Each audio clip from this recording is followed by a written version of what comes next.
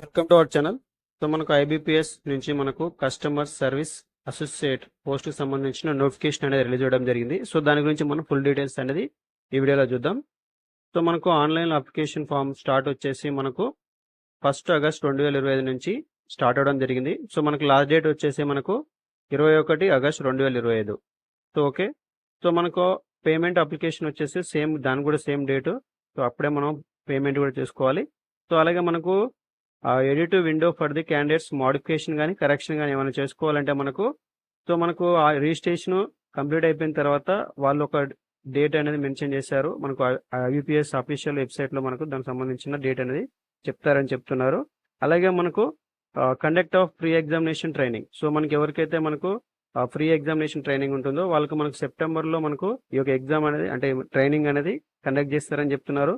అలాగే మనకు దీనికి సంబంధించిన ప్రిలిమినరీకి సంబంధించిన డౌన్లోడ్ కాల్ లెటర్స్. సో మన కాల్ లెటర్స్ అనేది మనకు సెప్టెంబర్లో రావడం జరుగుతుంది. అలాగే మనకు ఆన్లైన్ ఎగ్జామినేషన్ అనేది ప్రిలిమ్స్ అనేది అక్టోబర్లో జరగబోతుంది 2025లో. అలాగే మనకు దీనికి సంబంధించిన రిజల్ట్స్ అంటే ప్రిలిమ్స్ సంబంధించిన రిజల్ట్స్ అనేవి మనకు నవంబర్ 2025లోనే రిజల్ట్స్ అనేవి వచ్చేసాయి. అలాగే మనకు మెయిన్స్ సంబంధించిన కాల్ లెటర్స్ అనేది మనకు నవంబర్లోనే రిలీజ్ అవ్వడం జరుగుతుంది. అలాగే మనకు ఆన్లైన్ ఎగ్జామినేషన్ మెయిన్స్ అనేది కూడా మనకు నవంబర్లోనే కండక్ట్ చేస్తారు 2025. లాస్ట్గా మనకు ప్రొవిజనల్ అలాట్మెంట్ అనేది మనకు మార్చ్ 2026లో మనకు ప్రొవిజనల్ అలాట్మెంట్ అనేది ఇవ్వడం జరుగుతుంది. సో మనకు దీనికి సంబంధించిన రెస్పెక్టివ్ డేట్స్ అనేవి మనకు తర్వాత మనకు ఐబీపీఎస్ మెయిన్ వెబ్సైట్లో వాళ్ళు పొందుపరచడం జరుగుతుంది. సో కాబట్టి మీరు దీనికి సంబంధించిన అంటే మనకి ఓన్లీ ఇక్కడ మనకు మంత్స్ మాత్రమే చెప్పడం జరిగింది. దానికి సంబంధించిన ఎగ్జాక్ట్ డేట్లు అనేవి మనకు ఐబీపీఎస్ మెయిన్ వెబ్సైట్లో తర్వాత వాళ్ళు మెన్షన్ చేస్తారు. కాబట్టి మనం ఐబీపీఎస్ వెబ్సైట్ అని అప్పుడప్పుడు చూసుకుంటూ ఉండాలి. సో నెక్స్ట్ చూసినట్టయితే మనకి ఇప్పుడు ఈ ఎగ్జామ్లో ఏ బ్యాంక్స్ పార్టిసిపేట్ చేస్తున్నాయని చెప్పి ఇక్కడ మనకు ఇవ్వడం జరిగింది. ఒకసారి చూసుకోండి ఎంత శాలరీ అనేది వస్తుంది ఒకసారి చూడండి. స్కేల్ ఆఫ్ పే వచ్చేసి మనకు 24,050 నుంచి మనకు 64,480 వరకు, అంటే ఈ రేంజ్లో ఉంటుంది. అంటే మనకు సిటీని బట్టి మనకు ఆ యొక్క అలవెన్సెస్ అవన్నీ కూడా మనకు వేరే అయితే ఉంటాయి కాబట్టి. సో మనం నెక్స్ట్ చూసినట్టయితే మనకు ఏజ్ లిమిట్ చూడండి. సో మనకి ఏజ్ లిమిట్ చూసినట్టయితే సో మనకు మినిమం అనేది 20 ఇయర్స్ ఉండాలి. మ్యాక్సిమం వచ్చేసి మనకు 28 ఇయర్స్ అనేది ఉండాలి. అలాగే మనకు ఏజ్ రిలాక్సేషన్ కూడా ఉంటుంది. సో ఎవరికైతే ఎస్సీ ఎస్టీ క్యాండిడేట్స్ ఉంటారో వాళ్ళకైతే 5 ఇయర్స్ అనేది ఏజ్ రిలాక్సేషన్ ఉంటుంది. అలాగే మనకు others backward classes non criminal layers ఎవరైతే ఉంటారో వాళ్ళకి 3 ఇయర్స్ అనేది ఉండడం జరుగుతుంది ఏజ్ రిలాక్సేషన్. అలాగే మనకు ఎవరైతే పిహెచ్ క్యాండిడేట్స్ ఉంటారో వారికి 10 ఇయర్స్ అనేది ఉంటుంది. అలాగే మనకు ఎక్స్ సర్వీస్ మ్యాన్, అలాగే మనకు ఎక్స్ సర్వీస్ మ్యాన్లో కూడా పిహెచ్ క్యాండిడేట్స్ ఉంటారు కదా, వాళ్ళకు కూడా ఏజ్ రిలాక్సేషన్ అనేది ఇవ్వడం జరిగింది. సో ఎవరైతే మరి విడోస్ అలాగే divorced women's and women legally separated from there husbands who have not remarried వాళ్ళకు కూడా మనకు ఇక్కడ ఏజ్ రిలాక్సేషన్ అనేది ఇవ్వడం జరిగింది. సో ఇక్కడ చూసినట్టయితే మనకు 35 ఇయర్స్ వరకు జనరల్ ఈడబ్ల్యూఎస్ వాళ్ళకి ఇవ్వడం జరిగింది. అలాగే మనకు 38 ఇయర్స్ వచ్చేసి మనకు ఓబీసీ, అలాగే 40 ఇయర్స్ అయితే మనకి ఎస్సీ ఎస్టీ క్యాండిడేట్స్కి 40 ఇయర్స్ వరకు ఏజ్ రిలాక్సేషన్ అనేది ఇవ్వడం జరిగింది. ఎడ్యుకేషన్ క్వాలిఫికేషన్ చూడండి. సో మనకి ఎడ్యుకేషన్ క్వాలిఫికేషన్ చూసినట్టయితే మనకి ఏదైనా ఒక డిగ్రీ అని ఉండాలి, అంటే గ్రాడ్యుయేషన్ అనేది కంప్లీట్ చేసి ఉండాలి. సో మనకు అది స్టేట్ అయినా సెంట్రల్ అయినా ఏ కాలేజ్ అయినా పర్లేదు. సో మనకు గ్రాడ్యుయేషన్ అనేది కంప్లీట్ చేసి ఉండాలి. అది ఏ బ్రాంచ్ అంతా సంబంధం లేదు. సో మీకు గ్రాడ్యుయేషన్ అనేది కంప్లీట్ అయితే సరిపోతుంది. మీరు ఏదైతే స్టేట్ అప్లై చేస్తారో సో ఆ స్టేట్కి సంబంధించిన లోకల్ లాంగ్వేజ్ ప్రిఫరెన్స్ టెస్ట్ కూడా మీరు క్వాలిఫై కావాల్సి ఉంటుంది. అలాగే మనం చూసినట్టయితే కంప్యూటర్ లిటరసీ, అంటే మనకు operating and working knowledge of computer అనేది తప్పకుండా వచ్చి ఉండాలి. సో ఇక్కడ మనకు మ్యాండేటరీ అని చెప్పి మెన్షన్ చేయడం జరిగింది. సో మనకు కంప్యూటర్ నీకు వచ్చినట్టు సర్టిఫికేట్ అయినా ప్రొవైడ్ చేయాలి, లేదంటే మనకు డిప్లొమాలో కానీ డిగ్రీలో కానీ చదివినట్టుగా one of the subject. So as the one of the subject నువ్వు చదివినట్టు మనకు స్కూల్లో కానీ కాలేజీలో కానీ చదివినట్టు మనకు ప్రూఫ్ అనేది ఉండాలి. అంటే మనకి ఏదైతే మెమోస్లలో మనకు దానికి సంబంధించిన సబ్జెక్ట్ అనేది అంటే కంప్యూటర్కి సంబంధించిన సబ్జెక్ట్ అనేది మీరు చదివినట్టు ఉండాలి. సో ఎగ్జామ్ ఫీజు చూడండి. సో మనకి ఎగ్జామ్ ఫీజు వచ్చేసి మనకు ఎవరైతే ఎస్సీ ఎస్టీ క్యాండిడేట్స్ పీడబ్ల్యూడి, అలాగే మనకు ఈఎస్ఎం అంటే ఎక్స్ సర్వీస్ మ్యాన్, అలాగే మనకు డిజబిలిటీ ఎక్స్ సర్వీస్ మ్యాన్ వీళ్ళందరికీ కూడా మనకు 175 రూపీస్ అనేది ఎగ్జామ్ ఫీజు ఉండడం జరుగుతుంది. సో ఇంకా వాళ్ళు కాకుండా ఇంకా మిగిలిన ఫర్ ఆల్ అదర్స్ వచ్చేసి మనకు 850 రూపీస్ అనేది సో పే చేయాల్సి ఉంటుంది. సో మనకు దానికి సంబంధించిన మనం ఏదైతే పేమెంట్ మెథడ్ చూస్తున్నామో దాంట్లో మనకు ఆన్లైన్ ట్రాన్సాక్షన్ ఛార్జెస్ కూడా ఉంటాయి. సో అది సెపరేట్ ఉంటుంది. ఓన్లీ అమౌంట్ మాత్రం ఫీ మాత్రం ఇది పే చేయాల్సి ఉంటుంది. సో నెక్స్ట్ వచ్చేసి మనకు ఎగ్జామ్ ప్యాటర్న్ చూద్దాం. సో మనకి ఎగ్జామ్ ప్యాటర్న్ చూసినట్టయితే మనకు English language, numerical ability, reasoning ability అని ఉంటుంది. ఇది ఓన్లీ మనకు ప్రిలిమ్స్ అనమాట. సో మనకు ప్రిలిమ్స్ ఉంటుంది, ఆబ్జెక్టివ్ టెస్ట్ ఉంటుంది. దీంట్లో మనకు 3 సెక్షన్స్ అనేవి ఉండడం జరుగుతుంది. సో మనకి ఇంగ్లీష్ లాంగ్వేజ్ చూసుకున్నట్టయితే మీడియం ఆఫ్ ఎగ్జామ్ అనేది ఓన్లీ ఇంగ్లీష్‌లోనే ఉంటుంది. సో నెంబర్ ఆఫ్ క్వెషన్ చూసినట్టయితే 30 ఉంటాయి. మాక్సిమం మార్క్స్ వచ్చేసి 30 మార్క్స్ ఉంటుంది. దీనికి మనకు సెపరేట్‌గా మనకు ఆ సెక్షన్ వైజ్ టైం అనేది ఉంటుంది. సో దాంట్లో చూసినట్టయితే మనకి ఇంగ్లీష్‌కి 20 మినిట్స్ అని ఇవ్వడం జరిగింది.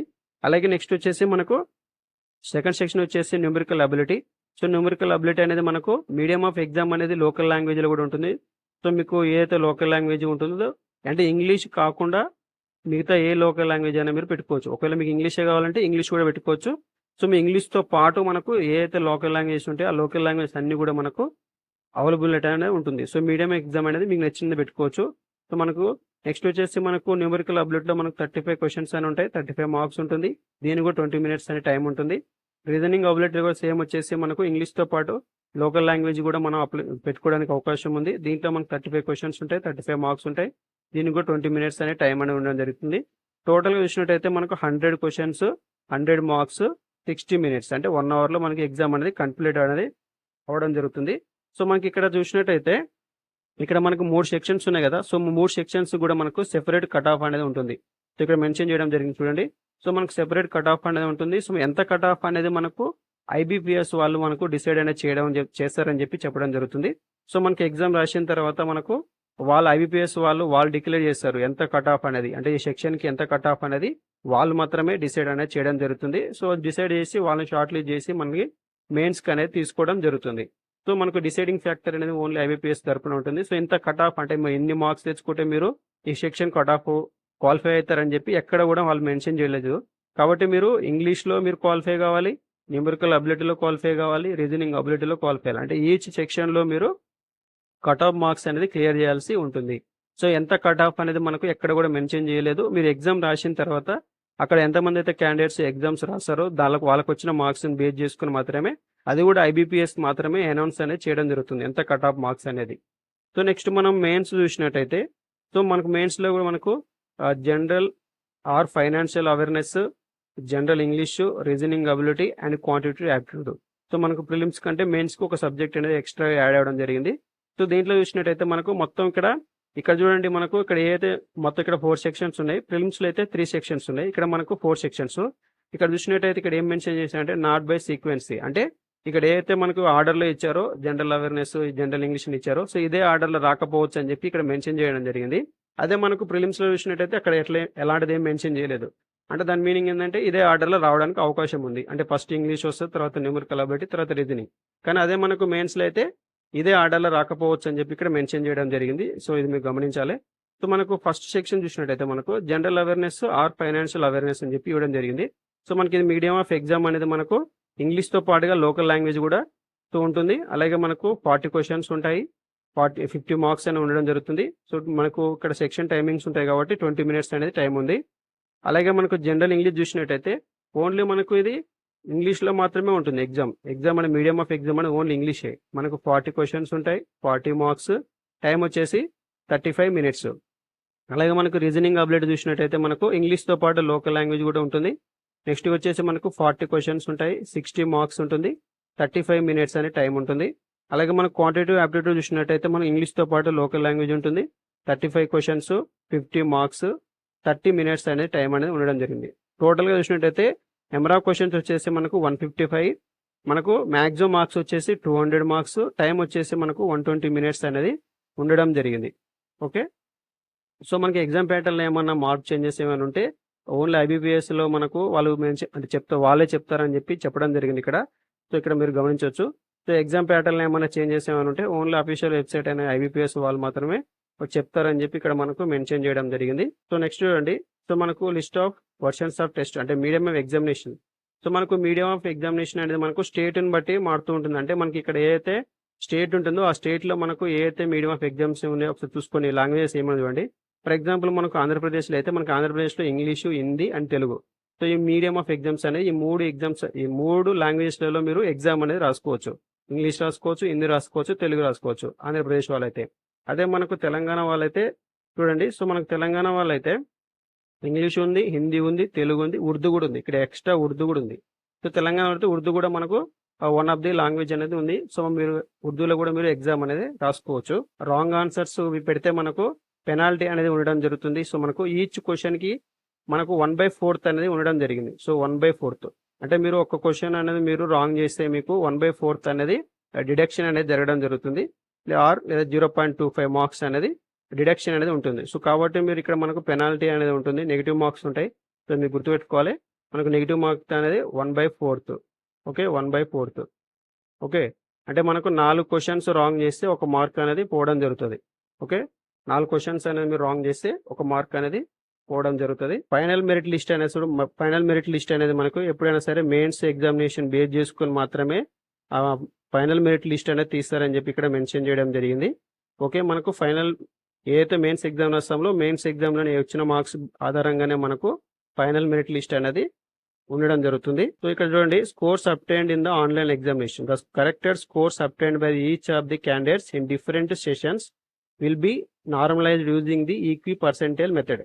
సో మనకు ఎగ్జామ్స్ అనేవి మనకు డిఫరెంట్ సెక్షన్లో జరుగుతాయి కదా, అంటే మనకు కొంతమందికి ఒక రోజు జరుగుతుంది, కొంతమందికి వేరే వేరే రోజుల్లో జరుగుతుంది. కాబట్టి సో చాలా డేట్స్లలో ఎగ్జామ్ జరుగుతుంది కాబట్టి సో నార్మలైజేషన్ మెథడ్ యూజ్ చేసుకుని మనకు నార్మలైజేషన్ మార్క్స్ అనేది తీసుకోవడం జరుగుతుంది. సో ఈక్వి పర్సెంటేజ్ మెథడ్ ద్వారా ఈ యొక్క నార్మలైజేషన్ చేస్తారని చెప్పి ఇక్కడ మనకు తెలియజేయడం జరిగింది. సో 2 డెసిమల్స్ వరకు కూడా మనకు తీసుకుంటారని చెప్పి ఇక్కడ తెలియజేశారు. అలాగే మనకు లోకల్ లాంగ్వేజ్ ప్రిఫరెన్స్ టెస్ట్ కూడా సో ఉంటుందని చెప్పి ఇక్కడ మనకు తెలియజేయడం జరిగింది. సో మనకి ఇక్కడ ఏం చెప్తున్నారంటే ఈ పాయింట్ చూడండి ఒకసారి. సో ఎవరైతే మనకు ఆ లోకల్ లాంగ్వేజ్ అనేది వాళ్ళు 10th క్లాస్లో చదివి ఉంటారో సో అలాంటి వాళ్ళకి మనకు లోకల్ లాంగ్వేజ్ టెస్ట్ అనేది కండక్ట్ చేయని అవసరం లేదని చెప్పి మెన్షన్ చేయడం జరిగింది. అంటే ఫర్ ఎగ్జాంపుల్ మీరు తెలంగాణ వాళ్ళైతే మీరు ఆల్రెడీ తెలుగులోనే మీరు లోకల్ లాంగ్వేజ్ మనకు తెలుగు ఉంది కాబట్టి సో తెలుగు అనేది ఆల్రెడీ మీరు చదివే ఉంటారు కాబట్టి 10th మీరు తెలుగు మీడియంలో చదివి ఉంటే మీకు ఎగ్జామ్ అనేది కండక్ట్ చేయాల్సిన అవసరం లేదు. డైరెక్ట్గా మీరు 10th మేము బేస్ చేసుకొని మీకు ఈ లోకల్ లాంగ్వేజ్ టెస్ట్ అనేది కంప్లీట్ అనేది అవడం జరుగుతుంది. ఓకే, మీకు మళ్ళీ ఎగ్జామ్ అనేది పెట్టరు అనమాట. అదే ఒకవేళ మీకు లోకల్ లాంగ్వేజ్ టెస్ట్ అనేది 10th మీకు లేకుంటే మీరు 100% ఈ ఎగ్జామ్ అనేది క్వాలిఫై కావాల్సి ఉంటుంది. సో నెక్స్ట్ చూడండి, వేకెన్సీస్ చూసుకోండి ఒకసారి. మనకు వేకెన్సీస్ అనేది చూసుకోండి. సో మనకు ఆంధ్రప్రదేశ్ వాళ్ళకి ఇక్కడ వేకెన్సీస్ ఉన్నాయి, మీకు స్క్రీన్ మీద కనిపిస్తుంటుంది. సో మీకు ఏ కేటగిరీ ఉందో ఆ కేటగిరీ సంబంధించి ఎన్ని పోస్టులు ఉన్నాయి అనేది ఒకసారి చూసుకోండి. అలాగే మనకు తెలంగాణ వాళ్ళకి కూడా ఒకసారి మీ స్క్రీన్ మీద కనిపిస్తుంది కదా. సో మీ కేటగిరీ సంబంధించి ఎన్ని పోస్టులు అనేవి ఉన్నాయి, అలాగే మీకు ఏ బ్యాంకులో ఎన్ని పోస్టులు ఉన్నాయని కూడా ఇక్కడ మీకు కనిపిస్తుంది. సో ఒకసారి చూసుకోండి, కావాలంటే స్క్రీన్ షాట్ కూడా తీసుకోండి. సో మనకు ప్రిలిమ్స్కి మెయిన్స్కి సంబంధించిన ఎగ్జామ్ సెంటర్స్ ఏమేమి ఉన్నాయని చెప్పి ఇక్కడ ఇవ్వడం జరిగింది. ఒకసారి చూడండి. సో మనకు ఆంధ్రప్రదేశ్ వాళ్ళకైతే అనంతపురం, ఏలూరు, గుంటూరు, విజయవాడ, కడప, కాకినాడ, కర్నూలు, నెల్లూరు, ఒంగోలు, రాజమండ్రి, శ్రీకాకుళం, తిరుపతి, విశాఖపట్నం, విజయనగరం. సో ఇవన్నీ కూడా మనకు ప్రిలిమ్స్లో సంబంధించిన ఎగ్జామ్ సెంటర్స్. అదే మనకు మెయిన్స్కి అయితే మనకు సెంటర్స్ అనేది తగ్గడం జరిగింది. సో మనకు అదే మెయిన్స్ చూసినట్టయితే గుంటూరు, విజయవాడ, కర్నూలు, విశాఖపట్నం, విజయనగరం. సో ఈ మాత్రమే మనకు మెయిన్స్కి ఇవ్వడం జరిగింది. అలాగే మనకు తెలంగాణ చూద్దాం. ప్రిలిమ్స్కి అయితే హైదరాబాదు, కరీంనగర్, ఖమ్మము, మహబూబ్ నగర్, వరంగల్, నిజామాబాద్ ఇవ్వడం జరిగింది. అదే మనకు మెయిన్స్ ఎగ్జామ్ అయితే Hyderabad, Karimnagar, Warangal. So only 3 centres మాత్రమే మెయిన్స్కి ఇవ్వడం జరిగింది. సో మనకు state wise local language applicable for the local language preference test అని చెప్పి ఇవ్వడం జరిగింది. సో మనకి ఇక్కడ ఏ స్టేట్కి మనకు ఏది లోకల్ లాంగ్వేజ్ అని చెప్పి ఇక్కడ వాళ్ళు మెన్షన్ చేయడం జరిగింది. సో మనకు ఆంధ్రప్రదేశ్ చూసినట్టయితే మనకు లోకల్ లాంగ్వేజ్ వచ్చేసి తెలుగు అండ్ ఉర్దూ. ఓకే, అదే మనకు తెలంగాణ చూసినట్టయితే మనకు తెలుగు, ఉర్దూ. ఓకే, సో అంటే మీరు 10th క్లాస్లో మీరు తెలుగు మీడియంలో కానీ ఉర్దూలో కానీ ఉర్దూ మీడియంలో కానీ ఆ 10th క్లాస్ అనేది చదివి ఉంటే మీకు లాంగ్వేజ్ ప్రిఫరెన్స్ టెస్ట్ అనేది అవసరం లేదు. ఒకవేళ మీరు ఇంగ్లీష్ మీడియంలో చదివింటే మాత్రం 100% మీరు ఈ యొక్క టెస్ట్ అనేది క్వాలిఫై కావాల్సి ఉంటుంది. ఒకవేళ మీకు వన్ ఆఫ్ ది సబ్జెక్ట్ ఏదైతే అంటే వన్ ఆఫ్ ది సబ్జెక్ట్ మీకు 10th క్లాస్లో తెలుగు అనేది ఉందంటే సో అప్పుడు కూడా మీరు లోకల్ లాంగ్వేజ్ ప్రిఫరెన్స్ టెస్ట్ అనేది రాయాల్సిన అవసరం లేదు. కానీ one of the subject Telugu అనేది లేకుంటే మాత్రం మీరు రాయాల్సి ఉంటుంది. ఓకే, ఇదండి ఈ వీడియో మీకు నచ్చితే తప్పకుండా లైక్ చేయండి. అలాగే మన ఛానల్ సబ్స్క్రైబ్ చేసుకోండి. ఎవరికైనా యూస్ఫుల్ అయితే తప్పకుండా షేర్ చేయండి.